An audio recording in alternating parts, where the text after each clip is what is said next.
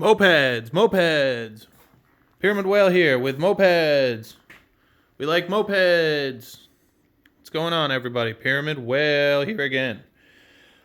Oh boy, let's talk about some derby stuff again. Let's talk about cleaning engine cases. Let's talk about what I'm doing. So I did do some videos about the rebuild that I did on this black 1990 variant start. I had to cannibalize it a little bit to finish this bike. I have reacquired now the parts to finish this, and it's going to be similar to this. It's going to be a little bit less aggressive. But really what I wanted to talk about here is derby and just moped in general case cleaning. As you can see, this is as clean as a whistle, this boy. I'll tell you what, minus those little bits of dirt I couldn't get out. This is sandblasted, but we didn't use sand. We used walnuts. Why do we use walnuts? Sand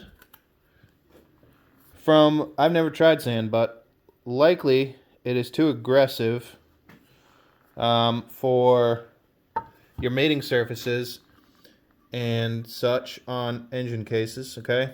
Now, the reason I'm making this video in the first place, I'm just taking this gasket off, is because I posted on New England Mopeds that I can sandblast people's cases for them to clean them off before you rebuild, right? What I didn't note, and I think kind of got past some people, is that I'm using a non-aggressive medium walnuts. It's walnuts, straight up. That does not damage any of the mating surfaces or anything. How do I know? Because I've done this a few times, and I've had zero problems, and that's with high RPM stuff. My white derby engine cases are done this way. My Hobbit engine cases are done this way. I've had no problems with it whatsoever. Let me see if I can split this. I don't think I can with the phone in my hand. Hang on. But really, the point I'm trying to make is you can do this, and it's not going to hurt anything, and it's going to make everything. I had some people say, "Oh, it looked better before you sandblasted it," but did it?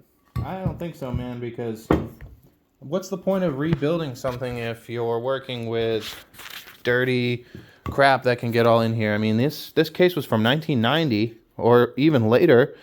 It had a 1/4 inch of dirt, you know, that was just caked up all along here.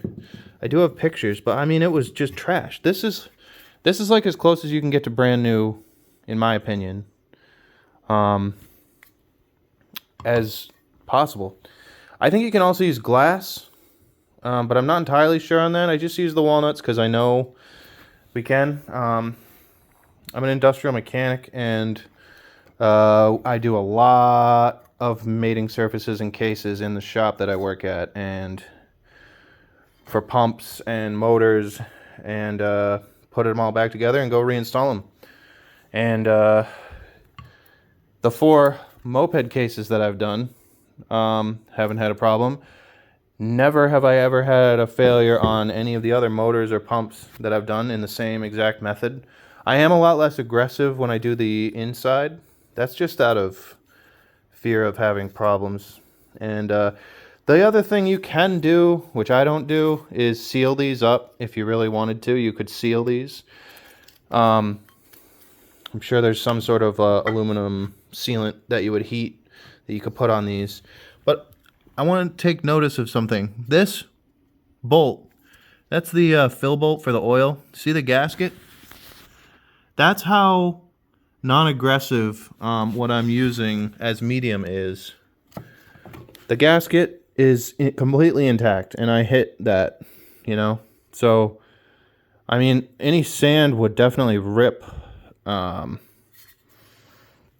pretty sure would dominate over that. Now, if anybody wants their cases cleaned like this before they rebuild, please just message me, and I will be happy to do that for you.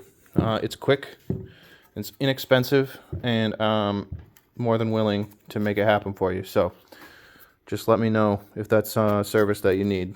Now, the other thing I wanted to talk about quickly in this video is case matching, which I'm going to be doing with this engine case for the metric kit.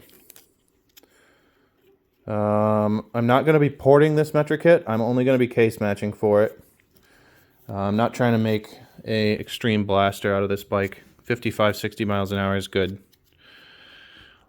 Now, for case matching, I think a lot of mistakes that people make come from overdoing it in here when you actually get to the grinding portion of this.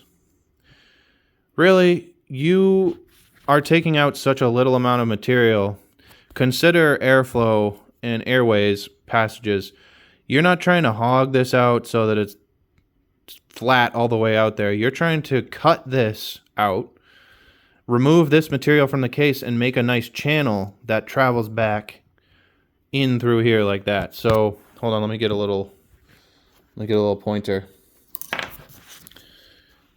Oh, I lost my light. Hold on. So for case matching, you will be removing all this material. Now use your gasket, trace it out with a marker, with a Sharpie, okay? When you go to actually cut this, consider the channel that's already in the case. Consider that as a guide for what you want this to look like, right? So your cut shouldn't be shooting, your cuts that you make should not shoot this straight back into the case. It should conform slightly with this already kind of angled point that goes in. The other thing, not with these, but with a lot of cases, is there's lips down here.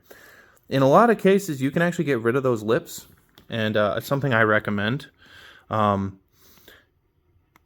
airflow passage. A lot of these moped cases are restricted in that sense, where this lip is going to, the air and the gas mixture and the velocity going in and out of here is restricted by that lip right there.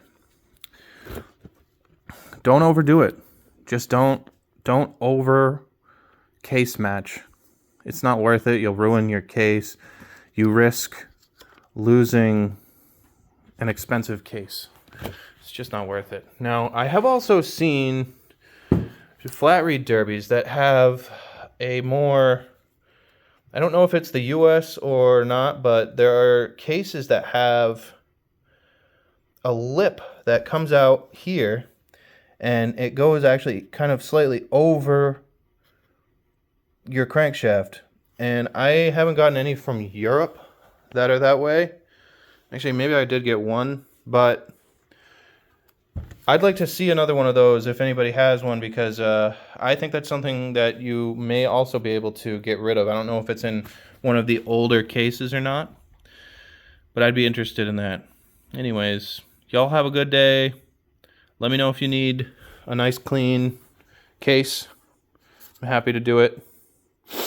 Yep. Anyway, have a good one, guys. Quick follow-up end to that video. This is what it should look like before polishing. Always polish. Helps create a good channel. But you see how, I didn't try and send it straight back. This took me 10 minutes, I didn't try and send it straight back. I just kind of followed that already developed channel from the casting. And there is a little indent on the outsides here, and I just tried to create a little channel for that on both sides. It kind of goes through like that. Nothing crazy. And took a little bit off the top, transfer up there. But, you don't have to get wild with it. It doesn't need to be crazy. Anyway, that gives you an idea.